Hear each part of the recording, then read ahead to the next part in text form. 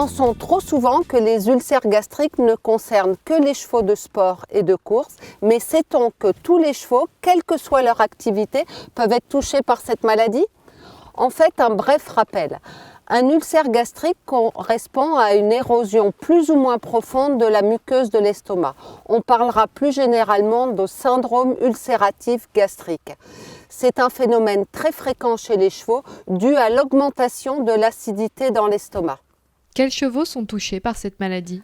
La première catégorie de chevaux touchés par cette maladie concerne les chevaux de sport et les chevaux de course, avec une fréquence chez ces derniers qui avoisine les 100%.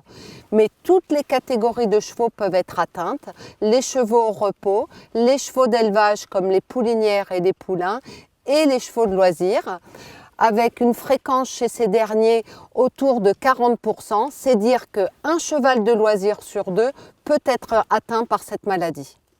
Pourquoi cette maladie impacte tous les chevaux et de manière aussi importante? Tout simplement car les facteurs de risque sont multiples, comme l'entraînement ou la compétition concernant les chevaux de sport ou de course. Les autres facteurs de risque sont fréquents chez tous les chevaux, y compris chez les chevaux de loisirs. On peut citer la vie en boxe pour ceux qui restent enfermés une grande partie de la journée. En effet, le cheval, physiologiquement, est un herbivore qui mange de l'herbe toute la journée, de 16 à 18 heures. Et quand il mange son herbe, il salive, une salive riche en bicarbonates qui vont tamponner l'acidité gastrique, phénomène qui ne peut pas se produire quand les chevaux mangent des petits repas au box. L'alimentation est un autre facteur de risque important, notamment si elle est trop riche en céréales ou granulés, donc trop riche en amidon, des intervalles trop longs entre les repas, un accès restreint à l'eau et surtout pas assez de foin, ou alors de la paille comme unique fourrage. Autre facteur de risque, les parasites de l'estomac, comme les larves de gastérophiles qui se fixent à la muqueuse gastrique. On peut également citer un traitement aux anti-inflammatoires trop prolongé ou à trop forte dose, ou enfin le stress qui peut être causé par le transport, les soins ou l'environnement du cheval, notamment un cheval restant à l'écurie ou qui vit dehors mais sans contact avec ses congénères. Comment savoir si notre cheval est touché par cette maladie? En fait, de nombreux symptômes non spécifiques peuvent être rencontrés en cas d'ulcère gastrique.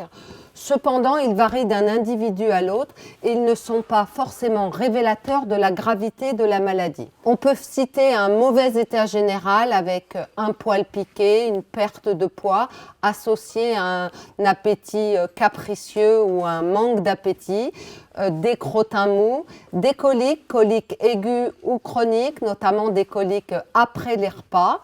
Puis on peut parler de tous les problèmes de contre-performance et les changements de caractère avec des chevaux qui présenteront un caractère difficile ou au contraire un cheval un peu triste.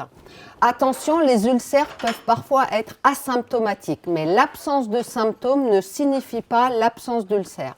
Cette maladie n'est donc pas forcément facile à détecter.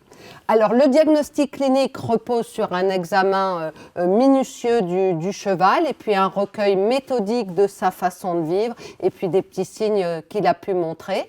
Et le diagnostic de certitude se fait par la gastroscopie qui permet de visualiser directement la muqueuse de l'estomac et de visualiser les lésions, de répertorier leur localisation, leur nombre et leur sévérité. Alors comment éviter l'apparition des ulcères gastriques?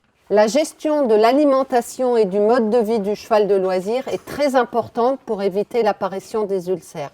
Et lors d'ulcères avérés, le traitement médical seul, sans adaptation de l'environnement du cheval, est voué à l'échec. La vie au pré est l'idéal et au moins des sorties quotidiennes au paddock pour les chevaux vivant à l'écurie. Le confinement au box est contre-indiqué, il faudra alterner travail, détente et repos. Concernant le foin, il doit être donné en très grande quantité, voire à volonté, et de toute façon toujours avant les granulés. S'il ne peut pas être donné en très grande quantité, il faudra au moins le fractionner en 2 ou à 3 repas par jour. Et c'est intéressant d'en donner une petite quantité avant l'exercice pour éviter l'effet splash, l'effet éclaboussement du contenu gastrique sur les parois de l'estomac. Enfin, on sait que la luzerne a vraiment un effet protecteur par rapport aux ulcères gastriques. Donc c'est vraiment intéressant de donner un petit peu de luzerne en plus du foin de près. Les céréales et les aliments riches en amidon sont à limiter. Le fractionnement de la ration en plusieurs petits repas dans la journée est fondamental afin d'éviter les concentrations élevées d'acides gras volatiles qui sont également ulcérogènes.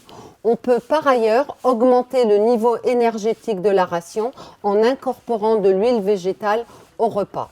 Il faudra laisser de l'eau en permanence à disposition. Et enfin, il est important de ne pas exposer le cheval à des situations stressantes trop répétées. Le cheval est un animal qui aime la régularité. Une vermifugation est recommandée en fin d'automne contre les gastérophiles. Et enfin, des inhibiteurs de la pompe à protons ou des pansements gastriques peuvent être administrés préventivement avant et pendant les situations à risque comme un transport ou un changement d'environnement. En conclusion, on peut insister sur le fait que même les chevaux de loisirs peuvent souffrir d'ulcères gastriques. Et dans l'objectif de respecter leur bien-être, il est important d'être attentif à des signes cliniques discrets, de diagnostiquer et de traiter les ulcères et la douleur associée si nécessaire. Enfin, il est primordial de prévenir les situations à risque par une bonne gestion de l'alimentation, de l'exercice et de l'environnement.